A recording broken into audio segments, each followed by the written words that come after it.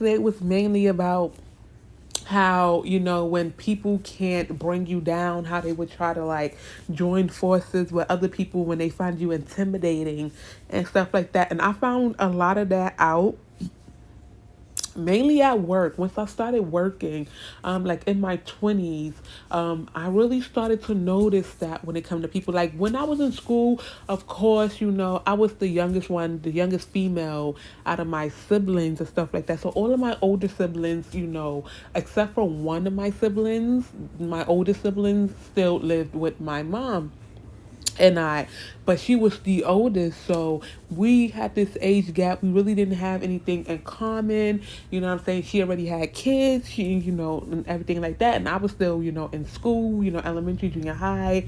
So it was just a little bit awkward, a little bit different and stuff like that. And then I had a younger brother, and, him and I, it was just like, we got along, but we didn't get along. You know what I'm saying? Just imagine Libra and Scorpio. He's very fiery. I'm more like watery. But I pack a lot of fire as well. But he's like fire. And I remember, just like I said, being in school, being like the odd one out, like I said, I'm the person that it was so easy for me to make friends, and that was because I always treated people how I would want to be treated if I just enter a brand new school with new people, new faces, and everything like that. So it was like I was always the one that would always introduce myself and wanted to be friends with that person and stuff like that. And um like I said, growing up, I would latch on to people. And that's where a lot of my codependency started from like a younger age, because I didn't have any siblings at home or, any friends in my area really that I could really connect to. So it was like I had to latch on to these people, my friends at school. So I would always feel, awkward or feel a type of way if they would separate themselves from me, had like separation anxiety. Like I said, that's what all the codependency, when it came to that type of situation, started. I didn't want to break friendships. So I would always try to like, pussyfoot around things and sweet talk things, and sweep things under a rug, and, kind of be like the pushover and stuff like that, because I wanted to have these people be my friend, and nobody was being 100% true and real with the kid and stuff like that. But like I said, as a kid, you don't notice that. Only thing you know is I want these people to be my friend. You don't want to be by yourself. You don't want to eat lunch by yourself. You don't want to be in the playground by yourself. So it's like, let me try to fit in, let me do these things, and make other people proud, people pleasing and stuff like that, to fit in. Let me not be who I am and be more like who they want me to be, because I want to fit in. I want to make these friends and stuff like that. So that was one thing that I noticed. And I noticed, especially once I started going to junior high school, it was a little bit of that. Like when I was in junior high school, I was hanging out with more of like the punk rock kids, like the nerdy kids, because I was one of them myself, and I felt cool. Like it would have been dope to be, with the popular girls, but they was always popping off. Like they was always fighting. They was always in some boy's face, and that that wasn't my thing. Like be like of course I'm a female. We were boy crazy and stuff like that. Chris Brown B2K came out around that time, so we were like boy crazy. And just me being in school, like it was like some fine boys in school, and I was just like, you know what I'm saying? And I have to commend myself, because I've grown into this personality that I've had since childhood, that like I've always been really close with guys. Like, it's like I said, a lot of my issues came with females, with the cattiness and the backstabbing. So I always latched onto guys. I've always been a tomboy, so I always wanted to hop the gates and run them, and play with the guys. And even when it came to me wearing dresses and stuff when I was younger, my mother would, like, I would be on the monkey bars just swinging, legs open, and everybody like, you are a female, you got on a skirt or you got on a dress. And I'm like, but I want to run with the boys.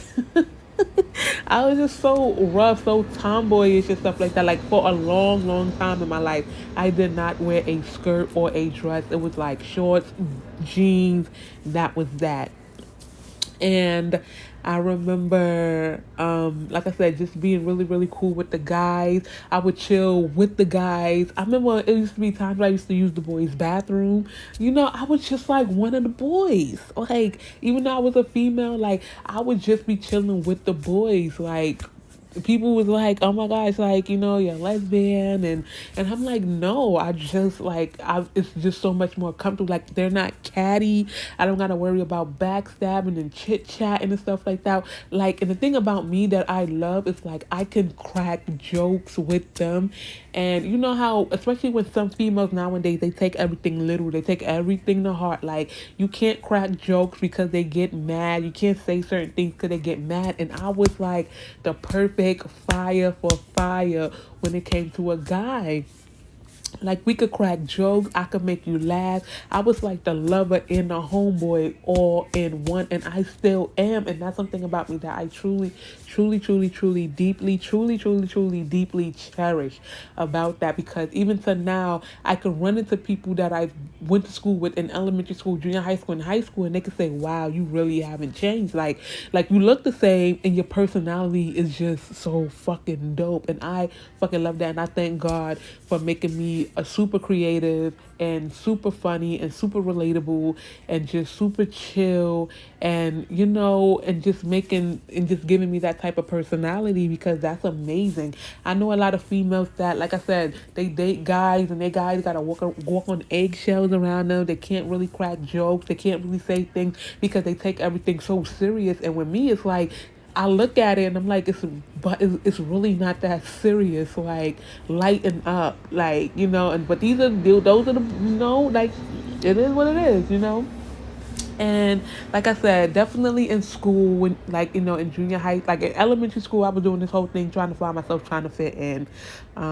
That's when, like, a lot of my issues started in school, and then it went on to junior high school. Wanting to fit in, the same things, hanging out with people. I was more with like the nerds and we would call them like the nerds and the geeks. And I remember I used to hang with the punk rockers, and they used to wear all black, and people swore that they were gothic, and they did voodoo and stuff like that. And with me, growing up, my mother always gave us the option to, go to church. She was like, I'm not going to force religion on y'all. My mom is spiritual, whatever, and she never forced it. Like, we went to church a couple of times, and she was just like, if that's something that you want to do, then do it. But I'm not going to force y'all to go to church and to, partake in this religion and stuff like that. Like, if I don't do it, or, if my mother never really did it to me, I'm not going to really do it to y'all. I want y'all to follow your own rules and, live your own life, and just all of this stuff. So that's something that I really, really loved, when it comes to my mom and my upbringing, because she never forced that on us. It's like, we believe in God, there's the Bible, just don't don't do shit that's going to get you all in fucked up situations and stuff like that. So that's something that I really, really loved, and I really, really liked, about my mom. And like I said, so, definitely going to school, to junior high school, wanted to fit in again, still being people pleaser and still walking on eggshells around people, because I wanted to make the friends, and, I wanted to be included. And, that's when the situations with the, the so-called popular kids came, because those were the one that was always fighting. They always had the new stuff. Like, if you didn't have the newest things, you were broke, you were a bum, and all this stuff. But it was just like, no, my parents could get it, but it's like, spend all this money on every pair of Jordans that come out, and North Face and True Religions, and hundreds of dollars on stuff that you're not going to even wear a few years from now. So it's like, it makes no sense or whatever. So, I was more the kind of, this is what you got, wear what you got until you learn the value of what you have. So if I go out there as a parent and buy you every pair of Jordans that come out, every pair of, neighboring clothing come out, you're not going to understand the value of it because you're going to feel like it's very disposable because you can always get it. So, that's something that I've learned. And let me tell you something, especially when I was younger in junior high school, my parents used to give me $250. I would come back with clothes. You would think that they gave me like $500, $1,000. Like, you would think that they gave me hella money. And they really just gave me $250. But I was so smart in where I shopped at and how I spent my money that it just seemed like I had so much more than what they actually gave me. And that was something that I use to this day. Like, I still use it to this day. And I'm like, no, no, no. Why spend that on this where I can, spend, this on that and get way more? So, like I said, that's something else that I really, really loved about me. So now going back into junior high school, hanging out with friends, I definitely got into it with, the little popular girls, like they always wanted to fight. And if you didn't look like them, if you ain't dressed like them, if you wasn't in the boys' face and popping off and all that other stuff, like it was a problem and whatever. And I remember I went to elementary school with probably like two girls. And then, like I said, we used to always talk or whatever. And then once they started hanging out with the girls, they wouldn't talk, they wouldn't speak. So I was just like, oh, okay, I see where the fakeness come at. Like, so when y'all need somebody to talk to, don't come over here. You know what I'm saying? So that's one thing that I liked about me. Like, I always stayed into I call them my little group, my little squad and stuff like that. We had a lot of fun. We had a lot of laughter. I remember I would think I was in eighth grade and we had senior dish day, and me and like three other friends went to one of our other friends' house. I think he was home that day. His mom was at work. Mind you, it was eighth grade. We all dipped out of school on senior dish day, and we went there and stuff like that. Like, I was a badass in school. In junior high school, I was the type of person that I remember me and my science teacher got into it, and then she farted next to me, and I was just like, we about to fight in the school. Like, we about to fight in the school. Like, I always got phone calls home. But one thing I loved about me was, and I want my kids to embody this energy and the same quality too. It's like, I used to always tell on myself. Like, I held nothing back from my mother. Like, if I did something in school, I'm gonna let you know what I did, exactly how I did it, and why I did it. Like, a lot of people, a lot of kids, especially when y'all in school and your parents is like, I'm gonna call your parent. It's like, no, don't call my parent. Me, I was just like, you wanna call my mother? Like, go ahead and call her. Like, first of all, I'm not gonna get in trouble. She's not gonna yell at me. She's gonna tell me to stop my shit and do my work, and then she's gonna hang up. Like, so I don't understand where y'all think that this intimidation or like like this is coming from. Like, I know my mom, and I'm telling on myself. Like, my teacher used to call my mom in class, and I used to have full-blown conversations with her on their phone or on a school phone. And she used to be like, well, aren't you in school? Like, why are you talking to me? And I'm like, well, because this boy did this X, Y, and Z. He said this, and I said something back, and now I'm in trouble because his feelings is hurt. But remind you, he the one who said something to me first. So how am I in trouble when he popped off first? You understand what I'm saying? Like, me and my mom used to go back and forth, and she used to be like, you know what, just do your work, leave people alone, ignore they ass, and that's it. And I used to be like, all right, and I used to hang up. Like, junior high school was a breeze. High school, like I said, I definitely had my things in high school. Junior high school. And this was something that was like a turning point, because like I said, I only really talk to a certain amount of people in school. Especially when you go to school, you got the bullies, you got the guys, you got the girls. Oh, you don't look good. You're not, what they see as beauty. You're not their standard of beauty. So it's like, oh, you're ugly, you're this, you're that, and stuff like that. And that played a part on my psyche in school and my confidence in school. But like I said, it plays a lot on a lot of people's confidence in school, but definitely played a lot on mine and stuff like that.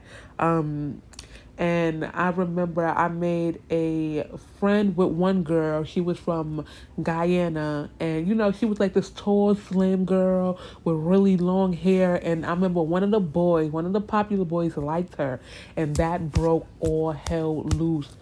That broke all hell loose. Like, they want us to fight the girl, and I'm like, it's not that serious. Like, we all in junior high school. Y'all shouldn't be fighting over boys. Y'all shouldn't be dicking and sexing and being boy crazy like this anyway. Like, I was like, I just don't fucking get it. Like, you can admire guys, you can like them, but it's like, y'all should not be out here really trying to fight at the age that we are over a fucking boy.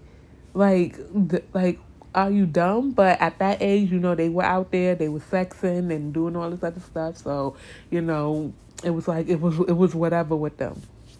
And I remember, I think I had to take a test because like, if you were in public, if you ever went to public school, and I don't know if like private school or anything do this, but they take citywide tests.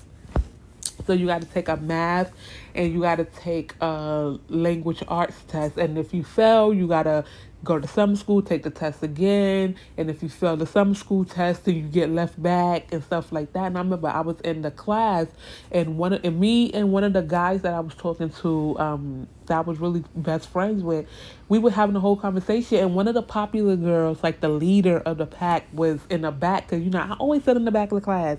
Like, I had a big head. I didn't want to be the board blocker and stuff like that. So I always sat in the back of the class. And me and my friend was just having a conversation, and she was sitting in the back too. And she was eavesdropping, whatever. And I remember she was like, she asked me what's my name. Now, in school, I used to always give teachers another name, and I demanded that they call me that name because that's what I identify as. That's what I went as. So I was like, this is what I identify as. You fucking call me that. And I remember she was like, oh, I never, like, I was talking to my friend, and she was just like eavesdropping. She was like, oh, I ain't understand, I never knew you were like this cool and this chill. And I was like, well, that's what happens when you judge people that you don't know based on their looks.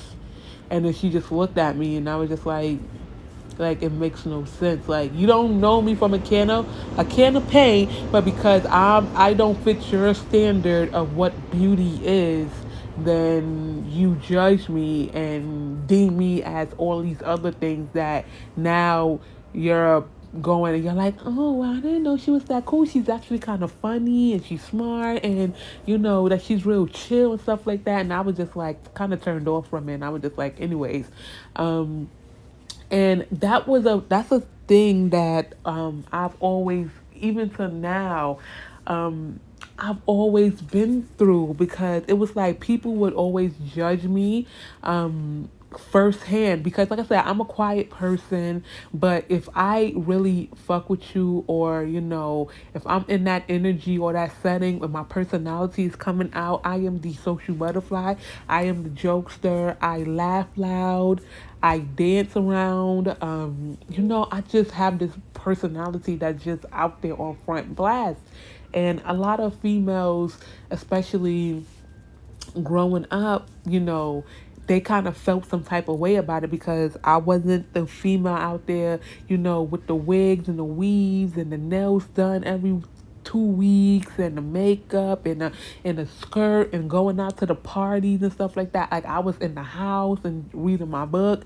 And I've always been a sage. Like, I've always been extremely intuitive. I've always been extremely motivational.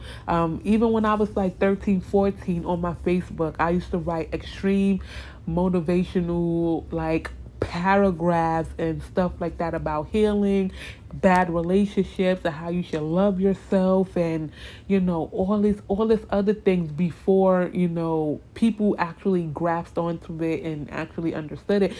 Like, I was at 13, 14, writing these things on Facebook and stuff like that, about putting yourself first, and all about soul ties, and soul lessons, and karmic lessons and stuff like that. Like, I was writing all of this stuff, in 2004 and 2005.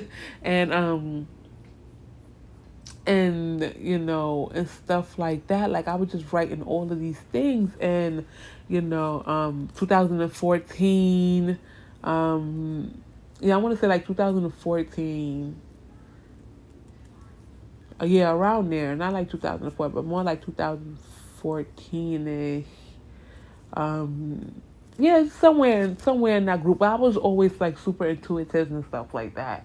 High school, it was just very in and out. Like I wanted to get the fuck in and get the hell out.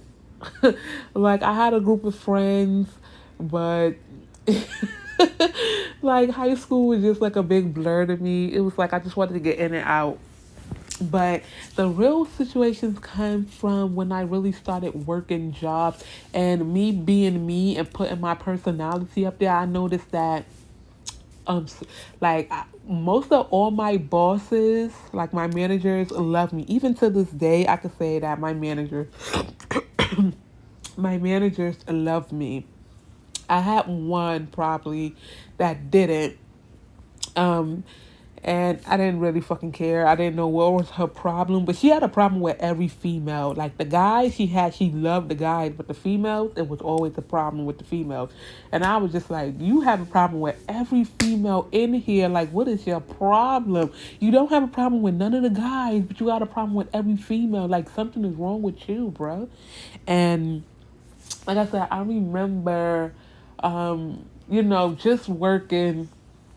And especially when I started working retail, this is when things really hit the fan. Working retail really showed me a lot of real fakeness, fake shit, because working retail, I had people that talked to me, and then all of a sudden they would stop talking to me. I had people that love to talk about me in group settings. If I walked into the room, they would all just get real quiet. And then they would just look at me. Like, they would look at me, they would stare, they would roll their eyes. But the thing about it that I think really rubbed them, that made them not like me, was my personality. And I can't help it because it's God given.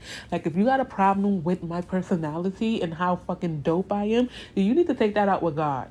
Like, you need to take that out with him. That's between you and him, and that's nothing to do with me.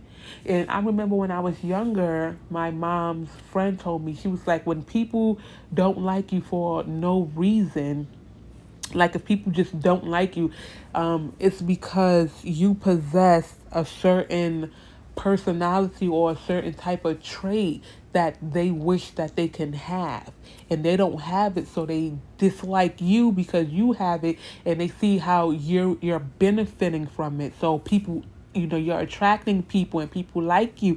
And I can't help that the guys like me because I could crack jokes back with them, that I can make them laugh, and I'm silly and I'm a goofball and stuff like that. And I could be cute and flirtatious. Like, I could turn it on and off. Like, I could be the queen of cups and I could be the queen of swords. Like, like I cannot help that. Like, that's just God given, and I'm grateful for it, and I'm not going to apologize for it at all. And I remember one of my previous jobs, people, like females, used to, like, all the guys in there freaking loved me. Like, the guys in there loved me. I had a lot of cool people I was cool with. Like, everybody in that place knew my name. Like, they all knew my name. Like, I could not get away with anything. Everybody knew me, and I was just like, bruh. Like, bruh. Like, so when people see me, like, they know that I was the jokester. So we would crack jokes, we would laugh, I would dance. Like, it was just mad cool shit. And like I said, I had females in there that talked to me, and then all of a sudden they would stop. And I was just like, I just found it really weird, because it's like, what the fuck going on? But I just kept it pushing. Like, I was just like, it's whatever. And then I remember one of the girls, after a while, like, she didn't talk to me. She would just kind of like walk past me, not say anything or whatever. So I was just like, all right, cool. It is what it is. And one day we were in the break room, and then she said something to me. Now, mind you, at that job, I worked 5 days a week. She worked about 4 to 5 days a week. We worked in the same department doing the same exact thing. So for you to sit up there and say something to me, knowing that I work the same fucking days. Like my schedule never changed. I work the same days every week. The same days every week. The same days, the same times every week I work. And I remember she was like, "Oh, I haven't seen you in a while." And I was just like, "Bruh, I'm here every day. I've seen you. You've seen me. We work in the same fucking department." So that was like some real shady shit. So I was just like, like, well, I'm here, and I kind of left it like that. Like, well, I'm here, whatever. But I don't know. I think it was a guy that kind of liked me in there, and she liked the guy, or he was flirting with her, and it kind of, I guess she kind of felt some type of way. And this happened to me at another job too. It was a guy that I barely fucking talked to. I probably just said hi and bye to him, and another girl liked him. I don't know if she claimed dibs on him or whatever, but I don't know what the situation was.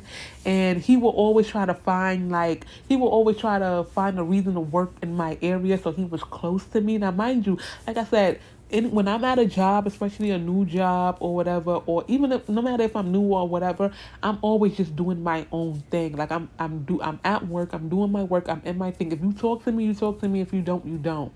And that's just how I put it. I have my headphones on, I'm listening to my shows or my music, whatever the situation may be. But that's just something that I'm doing. And he would talk to me, and I'm like, I'm not a stuck up bitch. So I'm like, I'm not gonna just, be like, ew, don't talk to me. So if you say hi or what's up or ask me a question, I'm gonna answer it. Unless I don't fuck with you, then I'm gonna be like, I don't fuck with you, I don't talk to you, like, don't talk to me.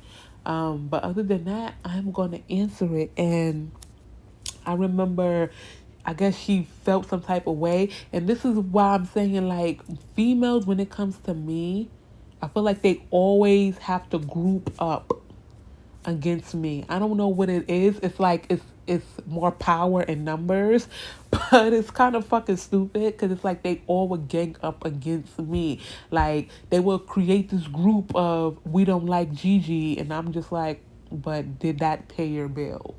Like, did that put food on your table? Like, did that pay your daycare? Does that pay your transportation to and from work? Did that pay your laundry? Like, I just want to know, like, what creating this group of dislike for me, what does that physically do for you besides make me part of your day, make me the highlight of however many times during your day you talk about me? You know what I'm saying? Because it's like, I'm not talking about you, but you find a reason to stop everything you're doing in your day to have a conversation of how you don't like me. Like, that means that I have a lot of power over you, power over your mind, power over your time, I own you in that sense. And so, um, so I remember when this one guy at a previous job used to talk to me. Like the one of the girls, she was really cool with the managers, so they would all, say, talk to me here and there. Like I said, I would talk back because if you're the manager and I'm working in your department, of course I have to talk to you because I have to ask you questions and see what's happening and what needs to be done or whatever the situation may be. And I remember one day, because a person like me, I always take myself out to eat, whether it's breakfast, lunch, dinner. Normally breakfast and dinner. I don't really do lunch too much. And I remember I took myself out to eat, and no, it was in the morning, and I think it was about like 8, 9 o'clock. And one of the persons, the security asked me what I was gonna do. He was like, "Oh, what you gonna do?" I was like, "Oh, I'm gonna go to the IHOP and take myself out and get me some food because I haven't eaten and I'm hungry and I just want some breakfast food. Like I really want some pancakes, some French toast or stuff like that." And he was like, "Oh, which one you gonna go to?" So I told him the one I was gonna go to, and I don't know if the girl overheard it or if he said something to them, but they wound up coming to the exact IHOP that I went to.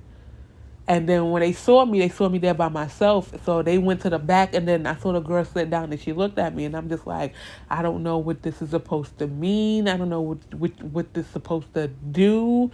Like, it is what it is. Like, Obviously, I own y'all. Y'all following me.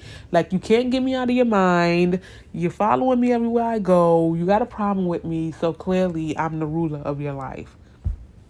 So I noticed that that has become a pattern, especially when I was working. So at a job that I recently left, it was the same exact thing. They had to group up, create this "we don't like Gigi" movement. We don't like Gigi, thing. Give me ugly, dirty looks, and project bad energy, and we don't like her. And I'm just like, bruh, y'all not paying my bills.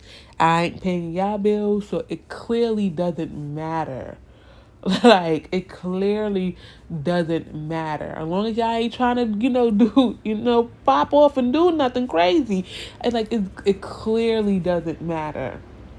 And now I'm at another job, a new job, and it's kind of high school in there. It's a lot of young bucks in there. It's a lot of high school energy in there, and I've noticed that I have become the competition. And that's even with my previous jobs or whatever. I've always became the competition. And like I said, I'm a type of person, like, when I learn something, when I hone in a craft, when I, become an expert in something, I like to be the expert in that. Like, when it comes to me, I'm a perfectionist, so I like to perfect it. I like to, make sure that I learn about it, but then I also like to make sure that I teach it. Like, I'm very territorial. Like, if this is my spot, this is my spot. Don't fucking come here. Stay your ass over there where you're at. Don't bring your ass over here. This is not your spot. You don't belong here. Keep your ass over there. So that's just me. Like, very territorial over my spot. This is my shit. Don't touch it. Don't come here. And I noticed that as people start to look at me like as the competition and whatever, and I don't care. But the thing is, when you trying to purposely step on my foot, or purposely trying to get in my way, or purposely try to do things, it becomes a problem. Like, you know what I'm saying? Like, then that becomes a problem, because it's like, now you're doing this on purpose. It's not an accident. You know that you're doing this. You're meaning to do this. So now you got an issue. You know what I'm saying? And I have one of the new guys in there. Like I said, he definitely sees me as a competition. When I go to make a sale, or if I approach a customer, he would definitely try to, like, intervene in it, and it's like, bro, what are you doing? And it's like, I understand that I'm the, and I had to come to grips with that recently. And it was like, you are the competition. Like, you set the standard, you set the bar, and people have to surpass you. Like, if they surpass you, it gives them this power that they think that they have, but they really don't have, because it's their ego. And you're not doing it out of your ego. And it's like, they have a need to surpass you, because you are the competition. But it's not going to fulfill them in any type of way. It's just going to be like, well, I did this, I did this, I did that. I'm the type of person, I will fall the fuck back and let you do all the work, and let you drain yourself dry. I will let you drain. If you work with me and you out here trying to, be in this invisible competition with me, because it just is what it is. You're in an invisible competition with me, because I'm not paying you any type of goddamn mind. I'm just doing my thing. I will let you drain yourself dry. You would be hoarse by the end of the night, and I wouldn't give two shits. I'm not helping you neither. You want to do this, you want to do all the work, you do the work. Oh, you can't do the work? Then sit your ass the fuck down. Do what you're supposed to do, what you're able to do, and not try to do everything that somebody else is. Like, sit your ass down. Okay, learn your place. This is no competition between you and I, because I will let you run your ass dry. And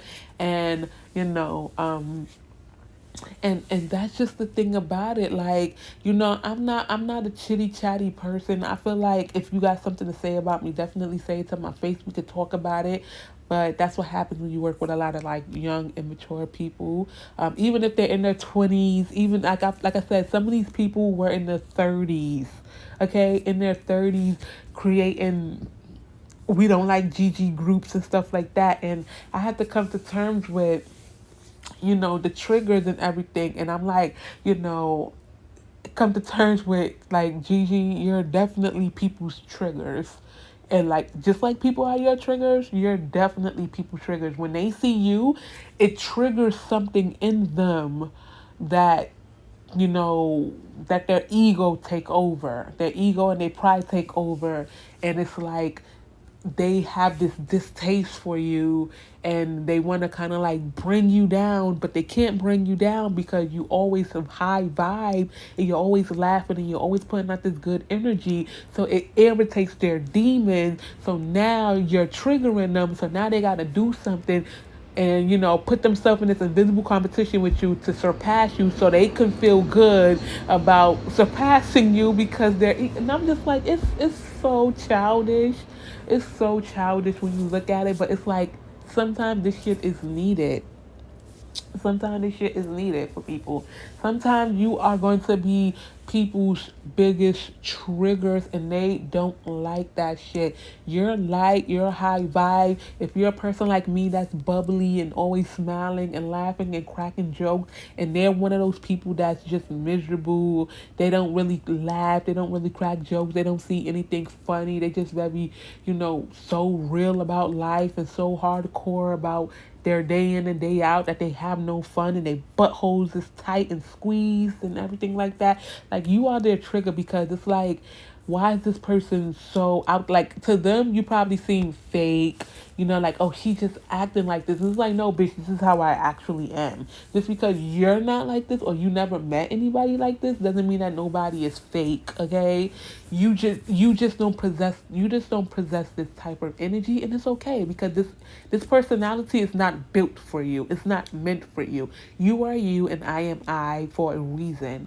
And I just have to just sit back and think about all of these situations, and how they made me feel, and the energies that was given in exchange during them.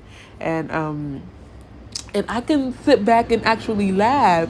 I can sit back and actually laugh. I can sit back and actually laugh, because sometimes they've copied things that I've copied, like hairstyles that I had, or they try to act like me in a certain type of way. Like, they try to, come, like, pick up on my personality and my mannerisms and stuff like that, and it never hit for them, because it's not meant for you. Like, you can't be me and then dislike me, but try to be me at the same time. Like, that's such a contradiction. You're not going to get nowhere with that. You're not going to get nowhere with trying to be somebody but have a distaste for them at the same time. It's like how much conflicted with yourself can you possibly be? Like, just be yourself, baby.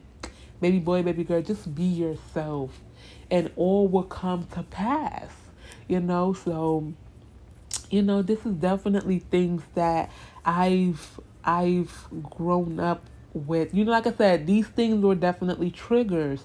At those moments, I didn't know that they were triggers. Like, I'm the type of person, like, I don't like people copying me. I get annoyed. It's like, be yourself. Like, don't be me. Don't do what I do. Do what you do. Don't copy me. Be creative. Like, I created a deck, and in one of my decks, I have something that says, how creative is creative. Like, be you, be the authentic you, be creative, think outside the box. Don't do what I do, because what I do, you can't do, because you don't have my brain. You don't think the way I think. So it's going to have two different outcomes. It's going to have your outcome and my outcome. Get over it. Leave it alone. And like I said,